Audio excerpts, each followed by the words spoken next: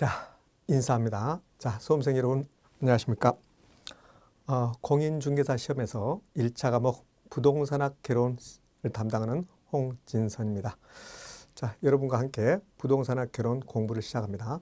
부동산학 개론에서 어떻게 부동산학이 구성되어 있는가?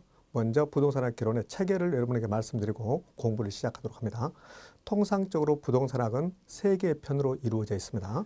자, 첫 번째 편은요, 부동산학의 총론입니다. 그래서 제1편은 부동산학의 총론, 제2편은 부동산학의 강론으로 구성되어 있습니다. 그다음에 제3편은 감정평가론, 이렇게 3개의 편으로 통상적으로 이루어집니다. 이 3개를 묶어서 우리는 부동산학 개론 이렇게 표현하는데요. 총 40문제를 출제합니다. 네, 40문제를 출제한다. 그러면 40문제 중에서 우리는 60점을 득점해야 되니까요. 24문제를 득점하셔야 됩니다. 24문제가 60점입니다. 자, 그러면 우리는 100점 만점 맞는 공부를 하는 게 아니라 24문제, 60점 맞는 공부를 하신다는 걸 미리 먼저 여러분이 인식을 하셔야 됩니다. 자, 총론, 그 다음에 강론, 평가론 이렇게 됐는데요. 총론하고 강론을 합쳐서 몇 문제 정도를 출제하냐면 34문제 정도를 출제합니다. 그 다음에 감정평가론은요, 6문제 정도를 출제합니다. 그래요. 자, 이렇게 구성됐는데 오늘 첫 번째 시간에 여러분하고 공부할 내용은 부동산학 총론입니다. 그래서 부동산학 총론이 어떻게 구성되어 있는가를 먼저 보고 우리 공부할 내용들을 살펴보도록 합니다.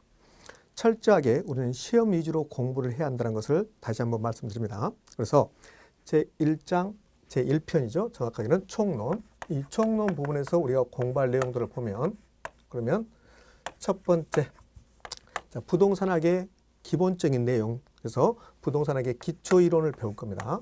부동산학의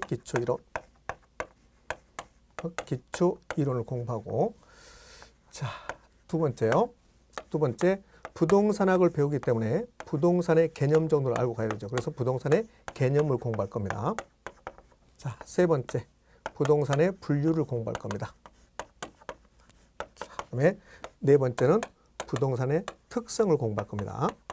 자, 총론에서 우리가 공부할 내용인데, 그러면 자, 시험 출제는요, 개념에서 반드시 한 문제를 출제합니다. 분류에서도 한 문제를 출제하고, 특성에서는 한 문제 내지 두 문제를 출제하고 있습니다. 매년 그렇습니다. 그래서 총론에서 우리가 중점적으로 공부할 내용은 부동산학의 개념 먼저 공부합니다.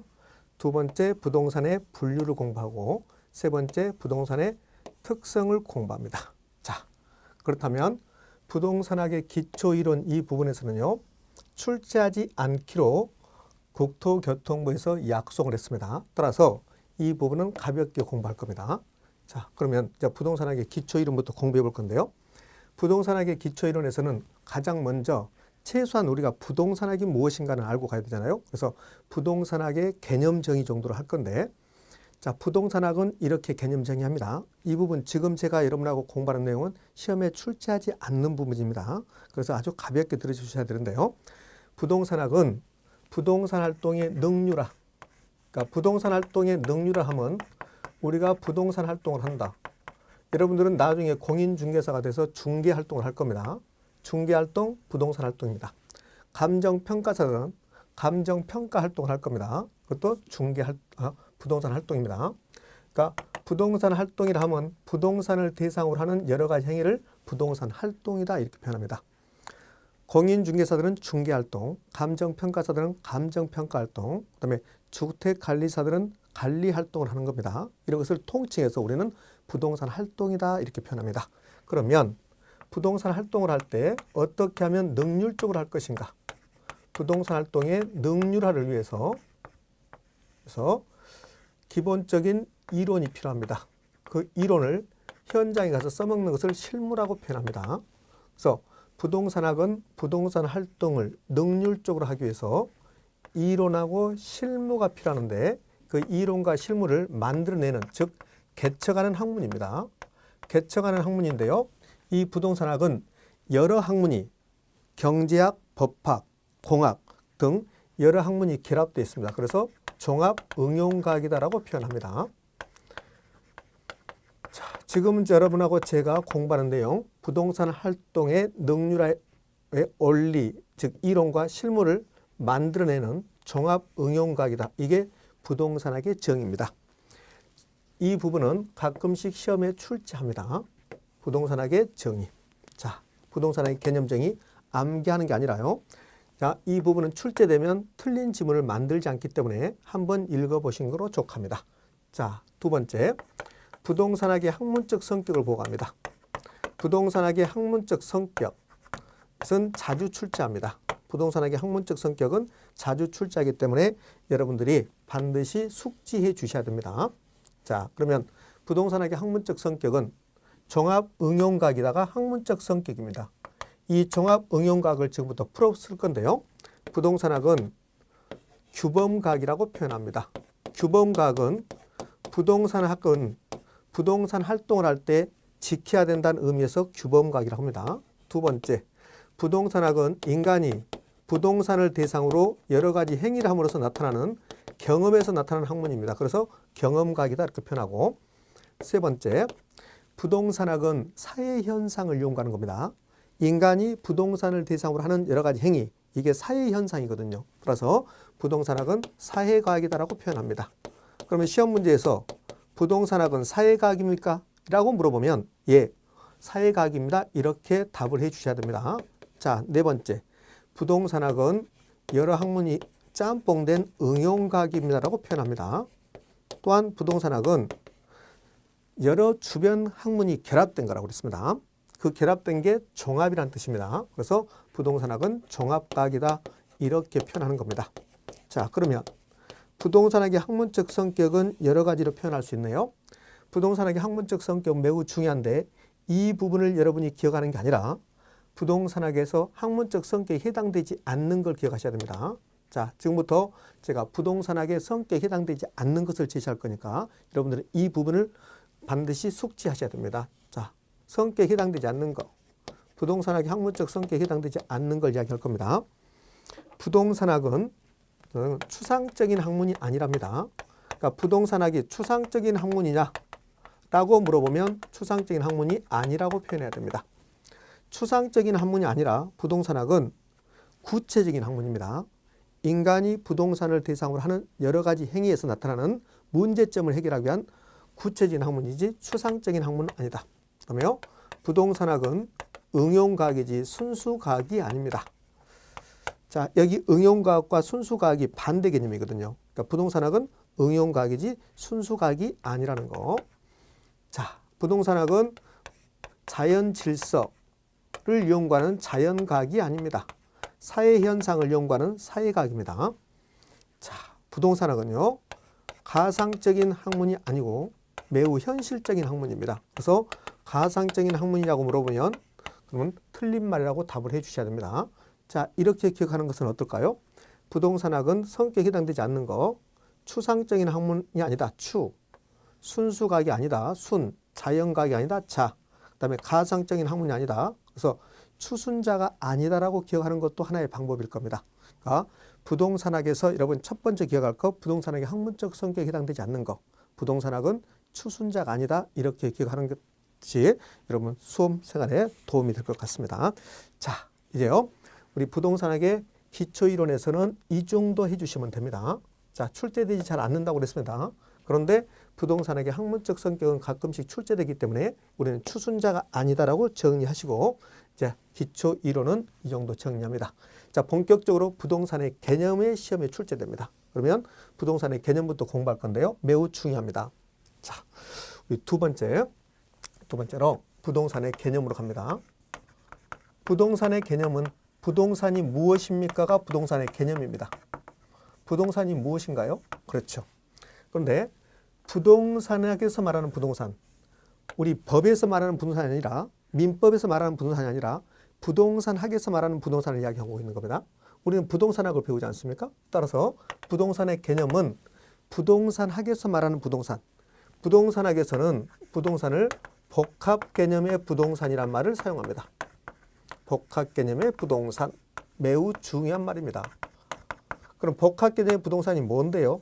예, 복합이란 의미를 알고 가야 되는데요. 부동산학에서는 복합이란 말이 매우 빈번하게 자주 등장하는데요. 복합이란 말은 두 개 이상이 결합된 것을 복합이라고 합니다. 복합이란 말은 두 개 이상이 결합됐다.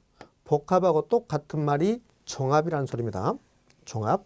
하나만 있으면 종합이니 복합이란 말은 쓰지 않습니다. 복합은 두 개 이상이라는 소리고, 그럼 복합 개념의 부동산은 두 개 이상의 개념이 부동산이 결합됐다, 그런 말이거든요. 복합이란 말이 나오면 그러면 법률적, 경제적, 기술적 이 세 개를 결합해서 우리는 복합이다 이렇게 표현합니다. 부동산학의 복합 측면, 그러면 법률적 측면, 경제적 측면, 기술적 측면 이 세 개를 결합한 것을 우리는 복합 측면 이렇게 표현합니다.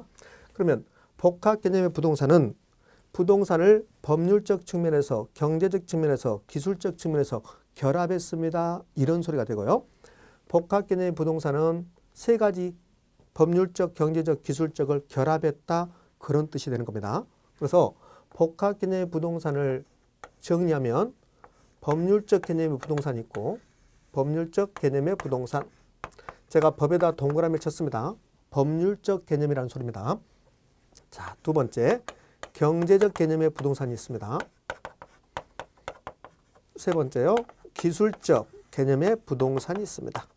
여기서 기술적이란 말은 물리적이란 표현으로 다시 쓸 수 있고요. 기술적 내지 물리적은 눈에 보이는 대로, 그런 뜻입니다. 자, 어떤 건물이 있는데 그 건물이 10층짜리다. 그러면 물리적으로는 10층짜리다, 이렇게 표현하는 겁니다. 기술적, 물리적은 눈에 보이는 대로, 이런 뜻입니다. 법률적 개념의 부동산은 법에서는 부동산을 어떻게 개념 정의하고 있습니까? 그런 말이고, 경제적 개념의 부동산은 부동산을 법률적으로 보면 어떻게 표현할 수 있습니까? 그런 말이고요. 기술적 개념의 부동산은 부동산을 물리적으로 보면, 있는 그대로 보면 뭐라고 표현할 수 있습니까? 그게 기술적 개념의 부동산입니다. 자, 그러면 복합 개념의 부동산은 이 세 개를 결합한 것을 우리는 복합 개념의 부동산이다. 법률적 개념, 경제적 개념, 기술적 개념 이 세 개를 결합한 부동산을 복합 개념의 부동산이다, 이렇게 개념 정의하는 겁니다. 복합 개념의 부동산, 개념, 법률적, 경제적, 기술적 개념의 부동산을 결합했다, 이렇게 여러분들은 인식해 주셔야 됩니다. 자, 그러면 이제 하나씩 볼 건데요. 경제적 개념의 부동산부터 보고 합니다. 경제적 개념의 부동산은 부동산을 경제적으로 표현하면 어떻게 표현할 수 있습니까? 그런 말이에요. 다시 가볼까요? 경제적 개념의 부동산은 토지를 경제학적으로 본다면 어떻게 개념 정의할 수 있는데요? 그런 말이거든요. 그러니까 토지를 경제학적으로 보면 자산이라고 표현할 수 있고, 자본이라고 표현할 수 있고요. 자, 그러면은 생산 요소입니다. 우리 초등학교 때 이런 걸 배웠을 겁니다. 3대 생산 요소. 그러면 토지, 노동, 자본 이렇게 배웠지 않습니까? 그래서 토지를 경제학적으로 보면 생산 요소라고 할 수 있습니다. 또한 토지는 소비재라고 표현할 수 있습니다. 토지는 상품입니다. 이렇게 5가지로 표현해서 나오면 자산, 자본, 생산 요소, 소비재, 상품 이렇게 표현돼서 나오면 이것은 경제적 개념입니다. 자, 최근에요, 이렇게 출제된 적이 있습니다. 자, 여러분 스스로 OX를 해보시는데요. 토지는 생산 요소이면서 소비재이다, 이렇게 출제했습니다. 옳은 말이 되는 겁니다. 왜요? 토지를, 부동산을 경제적 개념으로 보면 생산 요소이면서 소비재라고 표현할 수 있기 때문에 그렇습니다. 즉, 토지를, 부동산을 경제적으로 표현한다면 자산, 자본, 생산 요소, 소비재, 상품 이렇게 표현할 수 있기 때문에 그렇습니다. 자, 반면에 기술적 개념, 물리적 개념의 부동산은 뭐라고 표현할 수 있냐면요. 자연이라고 표현합니다. 자연. 그다음에 공간이라고 표현합니다. 그다음에 위치라고 표현합니다. 또 환경이라고 표현합니다. 이렇게 자연, 공간, 위치, 환경이라고 표현돼서 나오면 그것은 기술적 내지는 물리적 개념이라는 거. 자, 이렇게 출제하고 있습니다. 자산, 자본, 자연. 다시 갑니다. 자산, 자본, 자연, 생산 요소는 경제적 개념의 부동산이다. 그러면 틀린 말이 되는 겁니다. 다시 해볼까요? 자산, 자본, 자연, 생산 요소는 경제적 개념의 부동산이다. 그러면 틀린 말이죠. 왜 그럴까요? 자연은 경제적 개념이 아니라 기술적 개념이기 때문에 그렇습니다. 자, 그러면 경제적 개념과 기술적 개념의 부동산은 이렇게 해서 정리하는 겁니다. 자, 법률적 개념의 부동산. 복합 개념의 부동산은 법률적, 경제적, 기술적 개념의 부동산을 결합시킨 건데 법률적 개념의 부동산 이 부분이 가장 출제 비중이 높습니다. 그러니까 경제적 개념과 기술적 개념은 여기 있는 것들만 기억해 주시면 되고 부대적인 설명이 필요 없습니다. 그러니까 시험에 출제할 때 자산이 무슨 의미를 가지고 있습니까? 출제하지 않습니다. 그냥 자산, 자본, 생산요소, 소비재, 상품은 경제적 개념이다. 이렇게만 기억하셔도 여러분 충분히 득점할 수 있을 겁니다. 자, 법률적 개념으로 갑니다. 법률적 개념의 부동산은 법에서는 부동산을 어떻게 개념 정의하고 있습니까? 그게 법률적 개념의 부동산이죠. 그 법률적 개념의 부동산은요. 자, 이 부분으로 옮겨와서 법률적 개념의 부동산을 공부해 보도록 합니다. 네. 자, 법률적 개념의 부동산이 시험에 자주 출제된다고 그랬습니다. 그러면 이제 법률적 개념의 부동산을 좀 볼 건데요. 네. 법률적 개념의 부동산, 법에서는 부동산을 뭐라고 하고 있습니까? 법률적 개념 두 개로 나누어서 살펴봅니다. 자, 좁은 의미의 부동산이라는 개념이 있고요. 좁은 의미의 부동산, 그 다음에 넓은 의미의 부동산이 있습니다.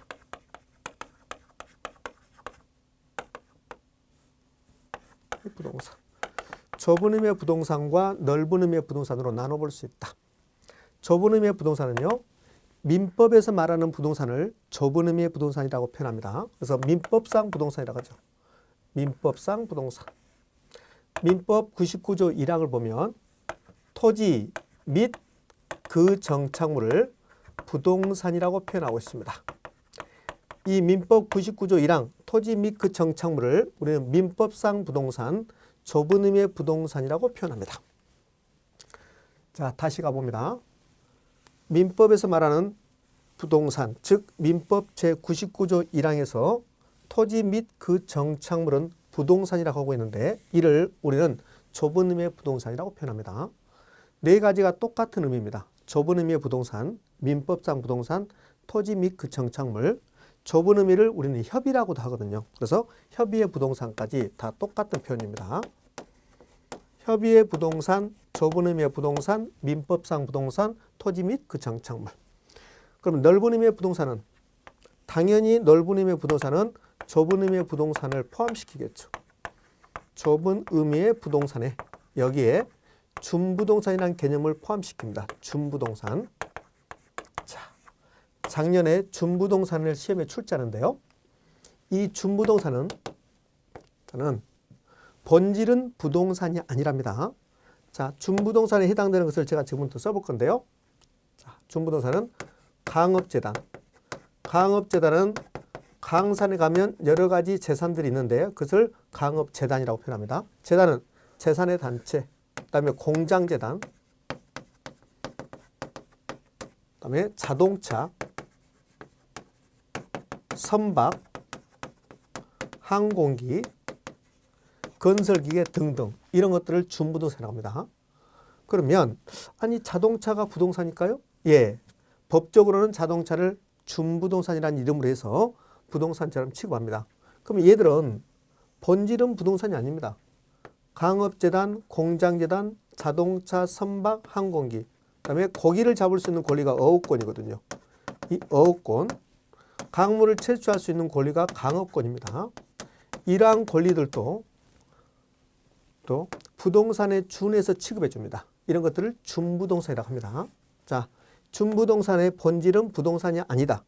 그런데 너희들이 즉 강업재단, 공장재단, 자동차, 어업권, 강업권 얘들이 민법에서 말하는 부동산, 토지하고 정착물처럼 얘들이 등기한다면, 등록한다면, 즉 등기 등록 수단으로 공시한다면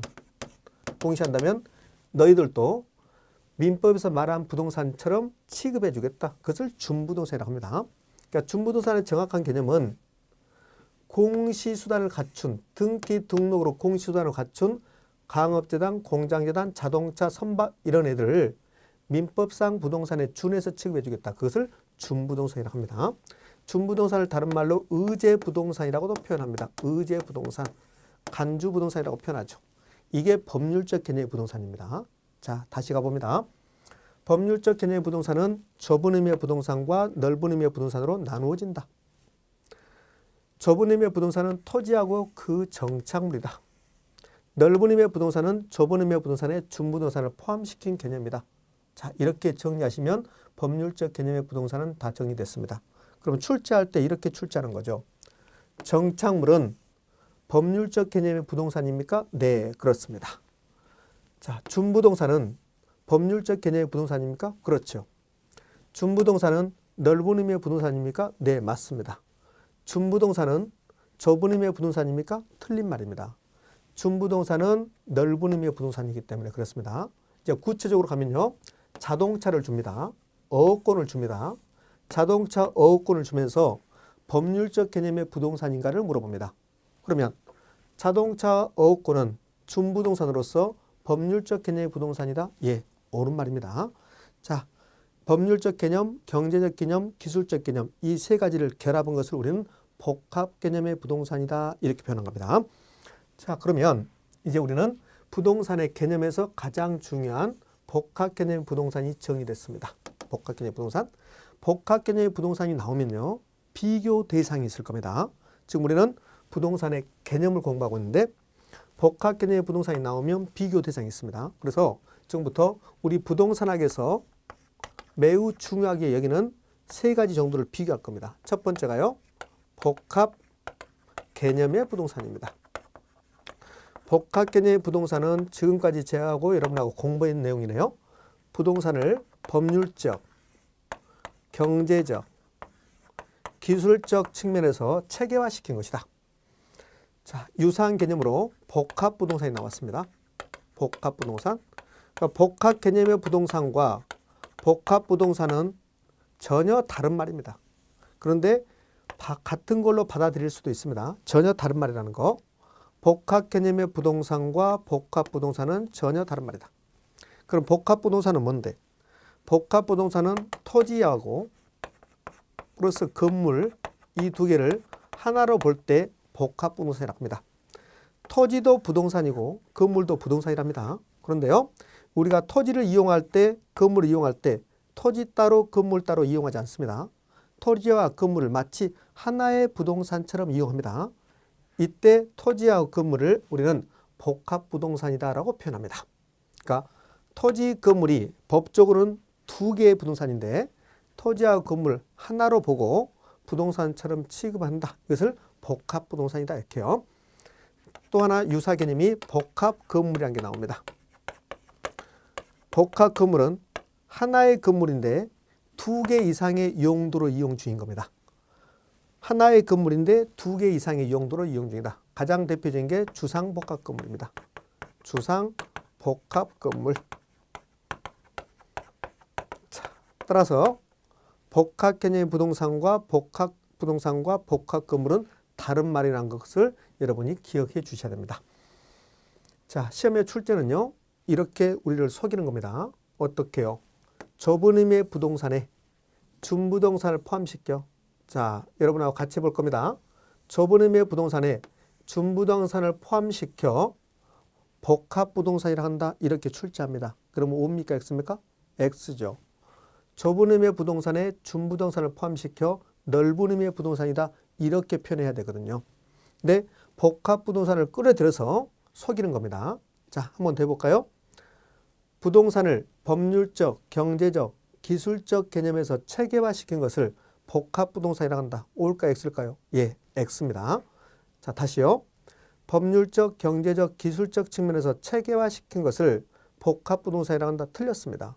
법률적, 경제적, 기술적 측면에서 체계화시킨 것은 복합 개념의 부동산 이렇게 표현해야 되잖아요. 그래서 틀린 지문입니다.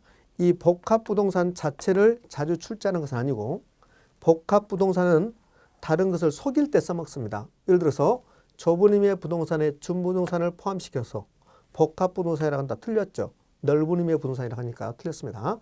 또 하나 법률적, 경제적, 기술적 이 세 개를 체계화시켰다. 그것을 복합부동산이라고 한다. 틀렸습니다. 법률적, 경제적, 기술적이 나오면 그런 복합 개념의 부동산. 이렇게요. 여기까지 해서 우리 부동산의 개념의 중요사항은 다 정리됐습니다. 여러분들 반드시 이 틀을 여러분들이 반드시 기억해 주셔야 됩니다. 복합 개념의 부동산, 법률적, 경제적, 기술적을 체계화시켰다. 경제적은 이 5개, 기술적은 이 4개. 그 다음에 복합 개념의 부동산에서 가장 시험에 잘 나오는 거. 법률적 개념은 좁은 의미, 넓은 의미 이렇게 나누어진다는 겁니다. 자, 여기까지가 부동산의 개념에 가는 겁니다. 그 다음에 우리가 공부할 내용은 부동산의 분류입니다. 분류. 그러니까 부동산의 분류는 토지의 분류와 건물의 분류로 나눠질 수 있겠죠. 그런데 우리 시험에 우리 부동산학 개론에서 자주 등장하는 것은 부동산의 분류에서 토지의 분류랍니다. 그래서 토지의 분류를 지금부터 공부할 겁니다. 자, 토지의 분류를 공부할 건데요. 한 문제를 꾸준하게 출제하고 있습니다. 그래서 토지의 분류, 통상적으로 부동산 분류 이렇게 표현하는데 토지의 분류를 지금부터 공부할 겁니다. 반드시 출제하는 부분입니다. 그래서 이 토지의 분류도 여러분들이 좀 정확하게 정리를 해 주셔야 될 것 같습니다. 토지의 분류, 토지의 영어라 할 수 있을 겁니다. 아마 우리는 부동산학을 공부하기 전에요. 나지라는 개념도, 나대지라는 개념도, 택지라는 개념도, 건부지라는 개념도 배웠을 건데요. 자, 그러한 내용 배우는 게 부동산의 분류에 해당되는 겁니다. 자, 토지의 분류로 갑시다. 토지의 분류. 자, 토지의 영어라고 생각하시면 돼요. 자, 택지라는 개념이 나오고, 그 다음에 대지라는 개념이 나오고, 그 다음에 부지라는 개념이 나옵니다. 택지는 토지 위에 건물이 있거나 건물이 없다 하더라도 건물을 건축할 수 있다면 그것을 택지라고 합니다. 자, 토지 위에 건물이 있거나 건물을 건축할 수 있다. 택지. 대지는 일반적으로 지목이 대인 토지, 지목이 대인 토지를 우리는 대지다 표현합니다. 부지는 땅이면 다 부지라고 합니다. 땅이면 다 부지라고 한다. 부지의 정확한 개념은 어떤 것의 밑바탕이 되는 토지로서 토지의 가장 포괄적인 용어가 부지입니다. 근데 부지는 2개로 나눠볼 수 있습니다. 건축 가능한 토지가 있고, 건축 가능한 토지가 있고, 건축 불가능한 토지가 있습니다. 이렇게 2개로 나눠볼 수 있다. 건축 가능한 토지, 건축 불가능한 토지. 이렇게 나누어 볼 수 있다. 이게 택지, 대지, 부지의 개념입니다. 자주 빈번하게 출제되지는 않습니다. 자, 2번째, 토지 분류에서 2번째, 후보지 이행지라는 개념이 나오는데요. 매우 중요합니다. 후보지와 이행지. 후보지 이행지, 현재의 용도에서 다른 용도로 용도가 바뀌고 있는 토지, 용도가 전환 중에 있는 토지를 우리는 후보지 이행지라고 표현합니다. 자, 다시 가볼까요? 후보지와 이행지의 개념. 현재의 용도에서 다른 용도로 용도 전환 중에 있는 토지. 용도 전환 중에 있는 토지를 우리는 후보지라고 합니다. 이행지도 용도 전환 중에 있답니다. 이렇게 후보지 이행지는 용도 전환 중에 있습니다. 그런데 후보지 이행지 모두 다 용도 전환 중에 있는데요. 약간 다른 개념입니다. 자, 감정평가사들에게 토지를 나눠보라고 합니다. 그러면 감정평가사들은 토지를 나눌 때요. 이렇게 나눈 겁니다. 지금 제가 이제 감정평가사들이 토지를 나눈 것을 정리할 건데 얘는 시험에 나오지 않습니다. 감정평가상의 분류입니다. 감정평가상의 토지로 분류할 겁니다. 그러면 감정평가사들은 토지를 택지지역, 그 다음에 농사짓는 지역, 농지지역, 산이 있는 지역, 산입니다. 임지지역, 이렇게 3개로 나눕니다. 그런데요, 택지는 다시 나눠집니다. 주거지역, 상업지역, 공업지역, 이 3가지가 택지입니다. 농지지역은 농사짓는 지역이 농지지역이잖아요. 그럼 농사짓는 지역은 역시 3개로 나눠볼 수 있습니다. 그럼 농사짓는 지역 3개로 나눠지는데요. 자, 3개로 나눠봅니다. 밭, 전지지역, 논, 답지지역, 그 다음에 과수원. 이렇게 3개로 나눕니다. 자, 임지지역, 산, 두 개로 나눠집니다. 신탄림 지역이라는 게 있어요. 나무인데 땔감으로 쓸 수 있는 나무가 있는 지역. 그다음에 용재림 지역이 있습니다. 용재림 지역은 목재로 쓸 수 있는 나무가 있는 지역. 이게 감정평가상 토지에 분류입니다.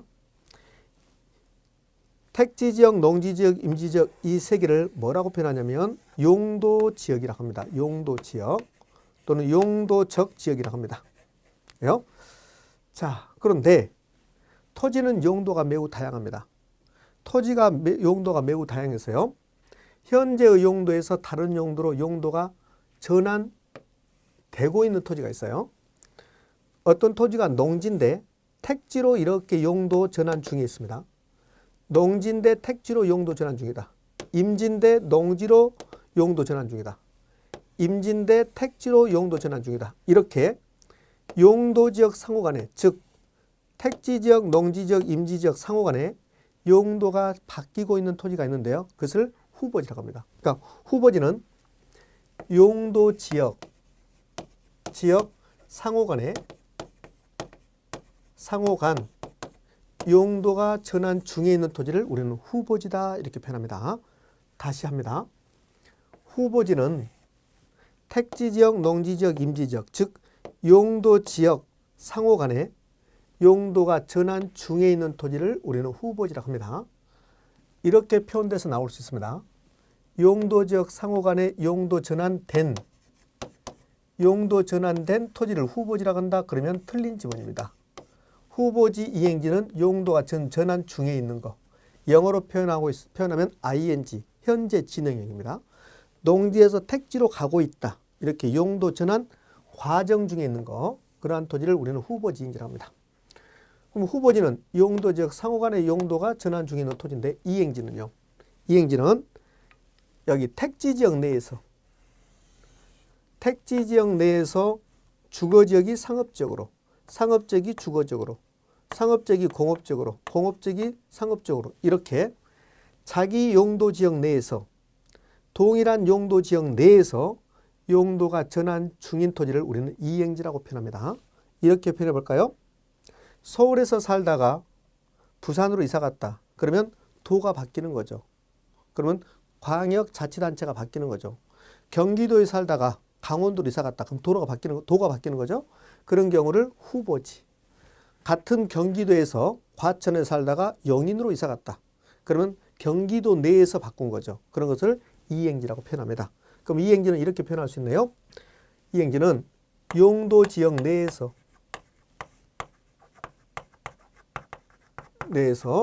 용도 전환 중에 있는 토지를 이행지라고 한다. 후보지 이행지 구분할 수 있어야 됩니다. 자, 그다음에 중요한 개념으로서요. 이제 나지라는 개념이 나오고 건부지라는 개념이 나옵니다. 나지하고 건부지. 나지는 토지 외에 아무것도 없는 것을 우리는 나지라고 합니다. 그런데 나지의 정확한 개념이요. 토지 외에 건물 등 정착물이 없는 겁니다. 건물 등 정착물이 없고 그리고 다른 사람의 권리. 일반적으로 토지는 다른 사람의 지상권이라든지 어떤 제한 물건이 설정될 수도 있거든요. 그런데 나지는 토지 위에 정착물이 없고 지상권 등 사법상의 권리, 사법상 권리가 설정되어 있지 않는 토지, 이러한 토지를 우리는 나지라고 합니다. 자, 나지 정착물이 없고 다른 사람의 권리가 없는 토지가 나지다. 근데 건부지는요. 토지 위에 건물이 있으면 건부지입니다. 토지 위에 건물이 있다? 그러면 건부지. 자, 개념도 중요하고 우리 나지와 건부지를 지금부터 비교해 볼 겁니다. 자, 우리 상식적으로 생각하셔야 되는데요.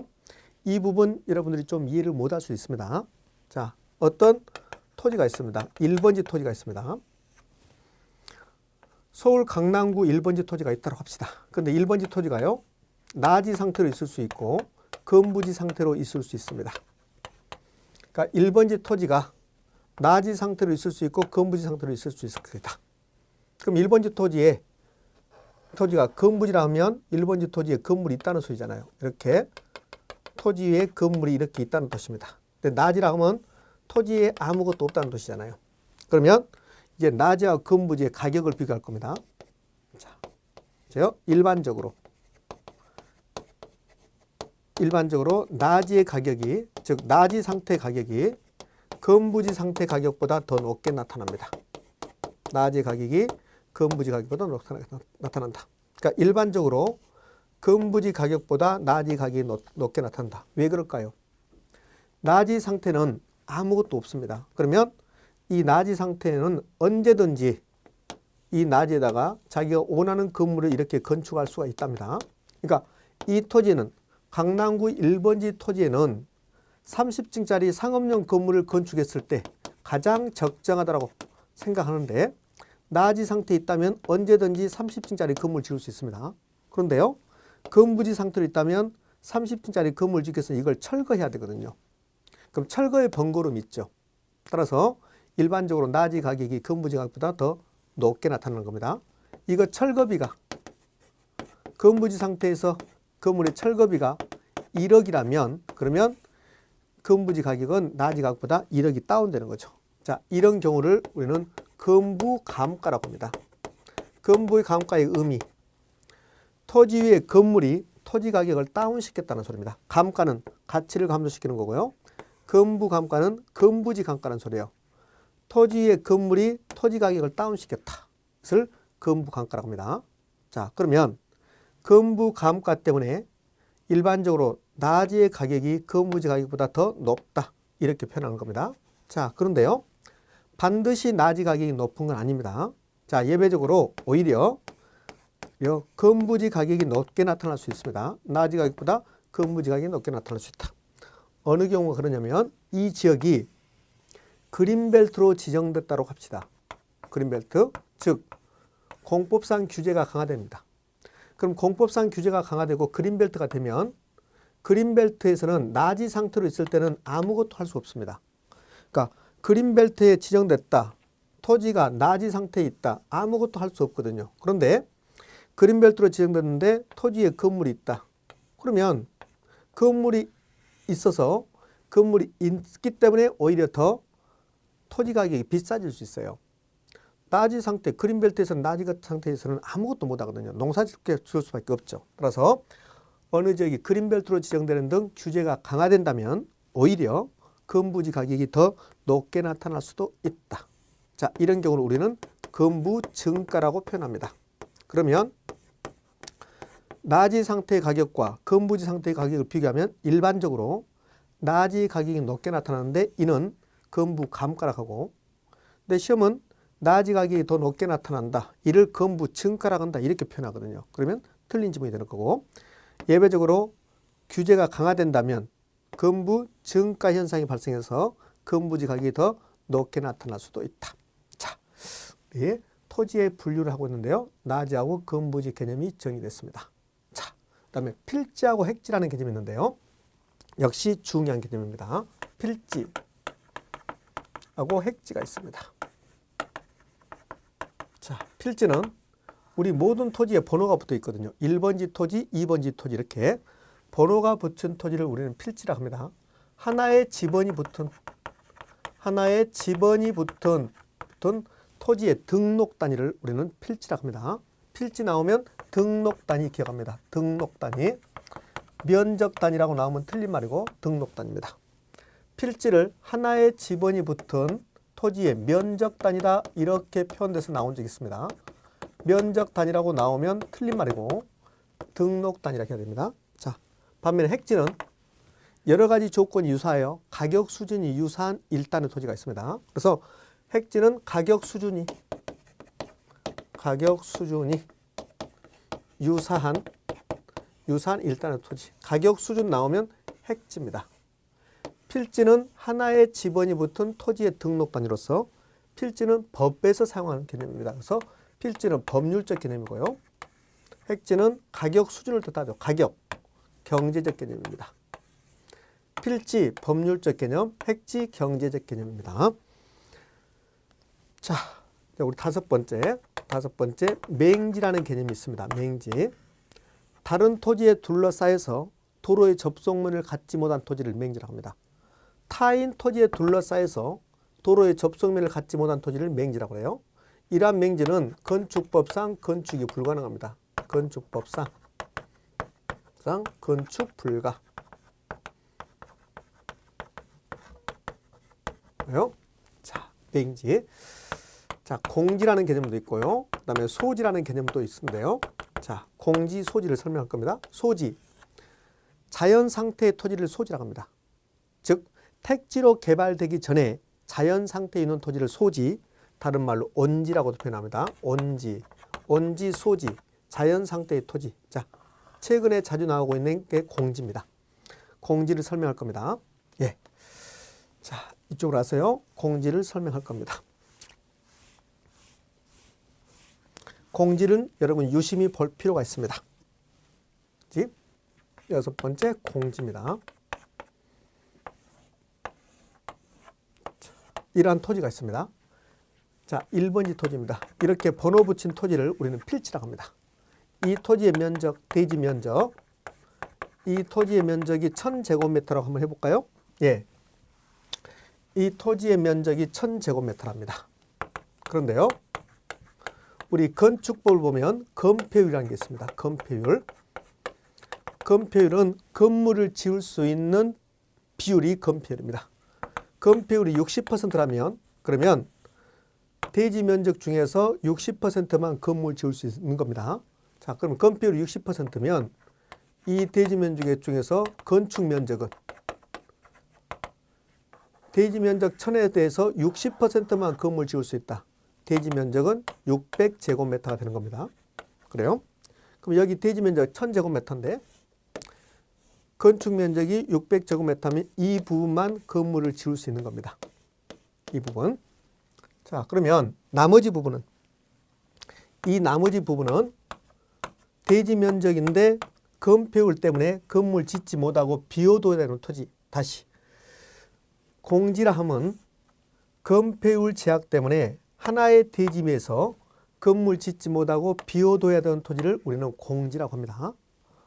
자, 다시 갑니다. 건폐율 제약 때문에 건물 짓지 못하고 비워둬야 하는 토지를 공지라고 합니다. 그런데요, 최근에 이 공지는 감정평가사 시험에서 어떻게 시험에 출제하냐면요, 이런 식으로 출제합니다. 하나의 대지 면적에서 그래서 1조 햇빛 받는 거요. 그다음에 화재 확산 방지, 피난 등을 위해서 건물 짓지 못하고 비워둬야 되는 토지를 말한다. 공지라고 한다. 그러니까 공지는 여러분이 두 가지 측면에서 기억하셔야 됩니다. 자, 첫 번째, 건폐율 제약 때문에 건물 짓지 못하고 비워둬야 되는 토지. 자, 두 번째로는 1조 확보, 화재 확산 방지, 피난 등을 위해서 건물 짓지 못하고 비워둬야 되는 토지를 공지라고 한다. 반드시 기억하셔야 됩니다. 자, 그다음에요, 이제 우리 토지의 분리에서 법지라는 개념이 나오고, 법지, 그다음에 빈지라는 개념이 나옵니다. 법지하고 빈지 지금부터 이야기할 겁니다. 법지. 법지는 법에서 인정한 토지를 우리는 법지라고 합니다. 경사지 토지를 우리는 법지라고 해요. 경사지 토지. 자, 이렇게 토지가 있습니다. 위쪽 토지고요. 그다음에 여기는 아랫부분의 토지입니다. 그런데 토지가 이렇게 무너내릴 수 있죠. 그래서 이 부분, 경사지, 여기에 토지에 무너지는 것을 방지하기 위해서 옹벽, 콘크리트 탓을 해놨습니다. 이런 것들을 우리는 경사지라고 합니다. 이러한 경사지를 법지라고 표현하죠. 왜 법지라고 했냐면 토지로서 실익은 없습니다. 즉, 토지가 되려면 토지에다 건물을 짓는다든지 아니면 경작활동을 해야 돼요. 근데 이렇게 경사지는 건물 짓지도 못하고 경작활동을 하지도 못합니다. 이러한 것을 경사지라고 하는데, 근데 토지로서 구실은 못하지만 법적으로는 토지로 인정해 주겠다. 그래서 법에서 인정한 토지라고 해서 우리는 법지라고 표현합니다. 경사지 또는 경사면을 우리는 법지라고 표현합니다. 자, 그러면 이는 법에서 인정하기 때문에 소유권은 인정해 줍니다. 다만 토지로서 실익은 전혀 없죠. 실익이란 것은 토지로서 활용 가치가 없다는 소리입니다. 예, 토지로서 실익은 없다. 자, 반대로 이제 빈지라는 개념도 나오는데요. 법지는 우리 시험에서 한 번 등장하지만 빈지는 한 번도 등장하지 않았습니다. 그래서 이제 빈지라는 개념이 나오는데, 빈지는 바닷가 토지를 빈지라고 합니다. 바닷가. 자, 백사장, 해수욕장으로 생각해도 상관없습니다.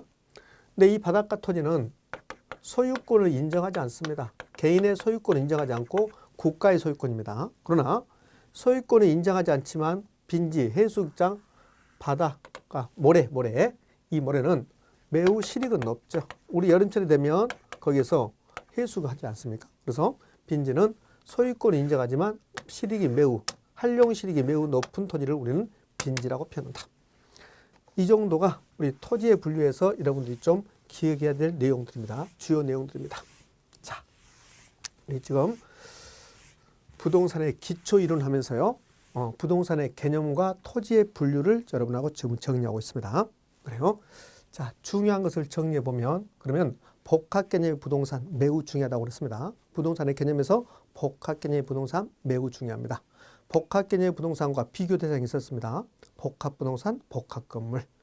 법률적, 경제적, 기술적 개념의 부동산 구별할 수 있어야 됩니다. 자산, 자본, 생산 요소, 소비재, 상품 이렇게 나온다면 그러면 경제적 개념.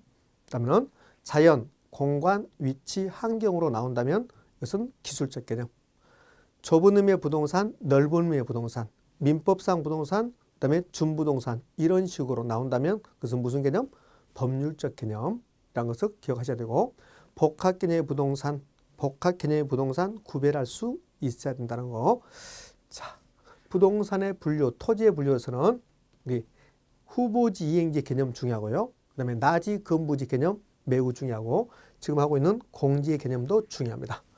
자, 공지의 개념이 중요하기 때문에 공지의 개념을 좀 더 부연 설명을 한번 해볼까요?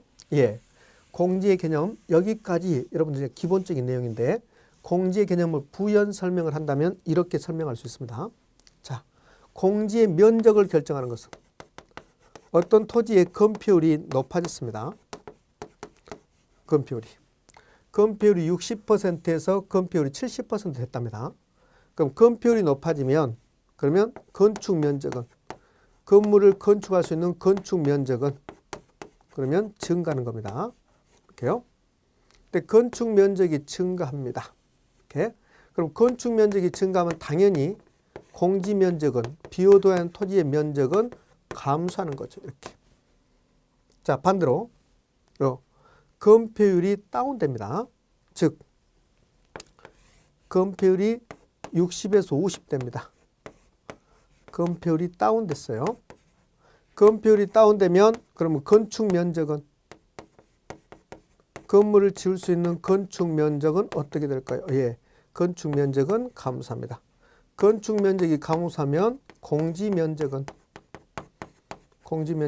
당연히 공지 면적은 증가하는 거죠. 그래서 건폐율 크기에 따라서 이 건폐율의 증가, 건폐율의 감소에 따라서 공지 면적이 증가할 수도 있고 감소할 수 있다는 것을 여러분이 기억해 주셔야 됩니다. 자, 지금 여러분은 저하고 우리 부동산학에서 기초 이론인 부동산의 개념과 부동산의 분류를 정의했습니다. 자, 여기까지 개념 분류 정리하고요. 자, 잠시 쉬었다가 다음 시간에는 부동산의 특성을 가지고 여러분하고 공부하도록 합니다. 자, 수고하셨습니다.